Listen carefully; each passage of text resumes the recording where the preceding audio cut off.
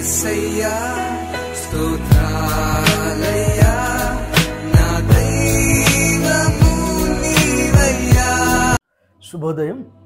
క్రీస్తునందు ప్రియమైన దేవుని బిడ్డలారా, మన రక్షకుడైన యేసు క్రీస్తు యొక్క పరిశుద్ధ నామములో మీ అందరికీ ఉదయకాల శుభాలు తెలియజేస్తున్నాను. దేవుని యొక్క మహాకృపను బట్టి దేవుడు ఈ వీక్ అంతా కూడా మన పనుల్లో ప్రయాణ బాధ్యతల్లో దేవుడు వెన్నంటుండి ఈ వీకెండ్లో మరి ఉదయకాల సమయంలో దేవుని యొక్క స్వరం వినగలిగినటువంటి కృపను దేవుడు మనకు అనుగ్రహించడాన్ని బట్టి మనం ఎంతగానో దేవునికి కృతజ్ఞతలు చెల్లించాల్సిన వారుగా ఉన్నాం. ఇదిన మన టీఎల్సీ అనుదిన ఆహారంలో దేవుని యొక్క వాక్యాన్ని మనం చదువుకుందాం. 37వ సంకీర్తన 5వ వచనాన్ని మనం జ్ఞాపకం చేసుకుందాం. నీ మార్గమును యెహోవాకు అప్పగింపుము, నీవు ఆయనను నమ్ముకొనుము, ఆయన నీ కార్యము నెరవేర్చును. దేవుని బిడ్డలారా, ఈ ఉదయకాల సమయంలో దేవుడు 2 శ్రేష్టమైనటువంటి తలంపుల ద్వారా మనతో మాట్లాడుతూ ఉన్నారు. మొదటి తలంపు ఏంటంటే, నీ మార్గమును యెహోవాకు అప్పగింపుము అనేటువంటి మాట జ్ఞాపకం చేస్తున్నాడు. నీ మార్గమును యెహోవాకు అప్పగించు. దేవుని బిడ్డలారా, మన జీవితంలో మనకు ఒక తెలిసిన దగ్గర నుంచి మనం ప్రతిదీ కూడా మన మనసుకు నచ్చినట్టుగానే, మన మనసు కోరుకున్నట్లుగానే, మనం తలంచినట్లుగానే, మనం ఆలోచించినట్లుగానే మన జీవితాన్ని ముందుకు సాగించాము. మన కోరికలు, మన ఆలోచనలు, మన ఉద్దేశాలు నెరవేర్చుకున్నట్టుకు ఇన్ని సంవత్సరాల జీవితం అంతా కూడా ముందుకి సాగింది. ఈ నూతన సంవత్సరంలో దేవుడు ఈ ఉదయకాల సమయంలో స్పష్టమైనటువంటి ఒక మాట ద్వారా దేవుడు మనకి హెచ్చరిక చేస్తూ మాట్లాడుతున్నాడు.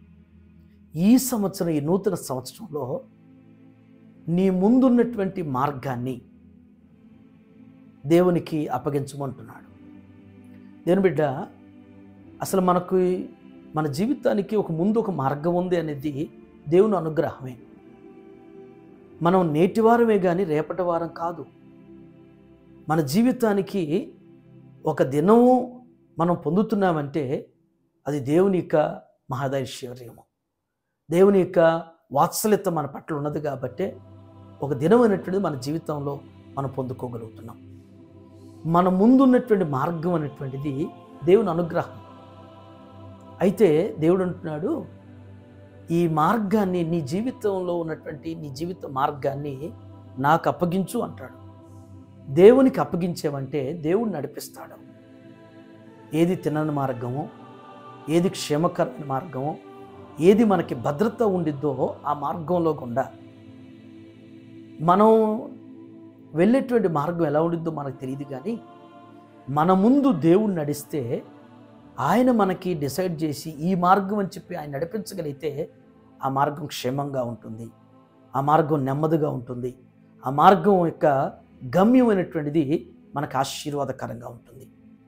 ఈ నూతన సంవత్సరంలో మన మార్గాలన్నింటిని కూడా దేవునికి అప్పగించేటువంటి దానికి ఇష్టపడదాం. 2వ తలంపు, నీవు ఆయన నమ్ముకొనుము, ఆయన నీ కార్యము నెరవేర్చును. ఈ 2వ తలంపులో ఉన్నటువంటి శ్రేష్టమైనటువంటి భావం ఒక మంచి మాట ఉంది. నీవు ఆయనను నమ్ముకో, దేవుణ్ణి పరిపూర్ణంగా నమ్ముకో. ఎవరో మీద ఆధారపడటమో, నమ్మటమో, బంధువులను, బంధాన్నో, లేకపోతే స్నేహితులను, ఆస్తులను, ఐశ్వర్యాన్నో, అధికారం నమ్ముకోవద్దు. అవి ఎప్పుడుంటాయో ఎప్పుడు పోతాయో తెలియదు. అవి శాశ్వతం కాదు. మనం భూమి మీద నమ్మాలి అంటే, నమ్మదగిన వాడంటే దేవుడు ఒక్కడు మాత్రమే. దేవుణ్ణి ఒక్కడు మాత్రమే మనం నమ్మదగినటువంటి వారు, నమ్మదగినటువంటి దేవుడు మాత్రమే. ఆయన్ను నమ్ముకోగలిగితే నీ కార్యము నెరవేర్చున్నావు.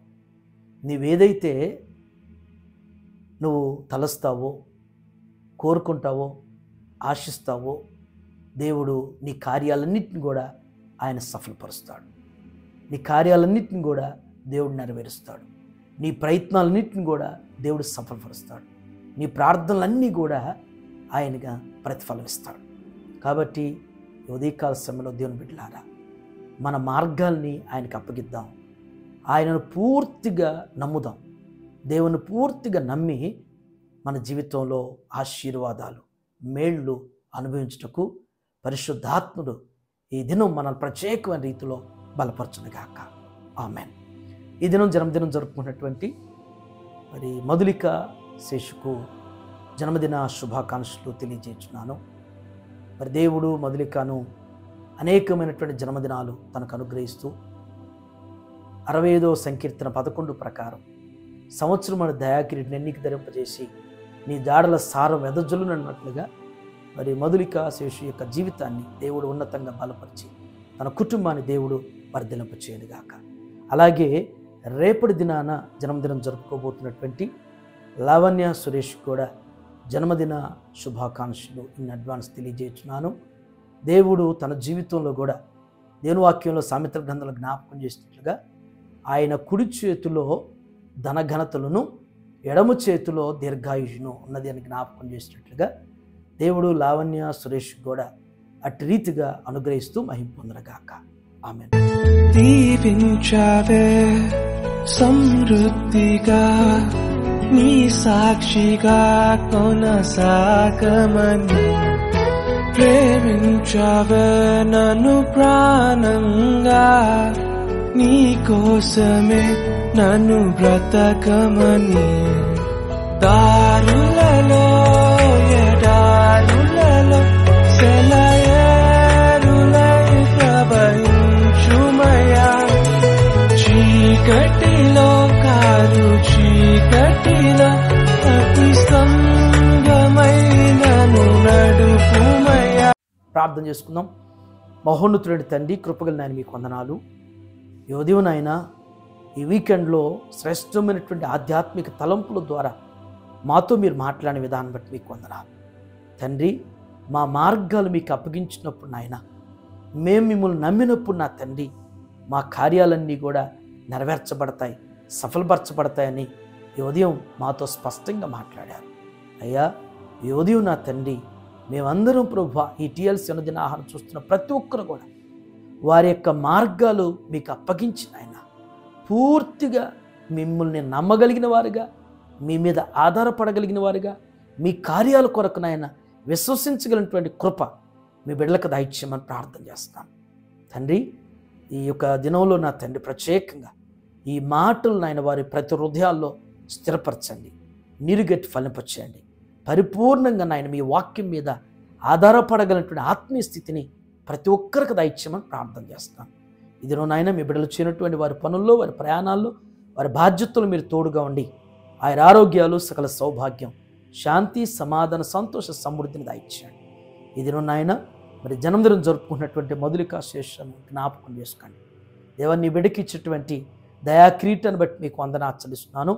దేవా మరి మాసాల నిండిన తదుపరి సుఖ ప్రసవాన్ని మధులికకు దయచేయండి. తన యజమాని శేషుని మీరు ఆశ్రదించి చిన్ని కుటుంబాన్ని మీరు బలపరిచి ఆర్థికంగా, ఆత్మీయంగా ఆశ్రదించండి.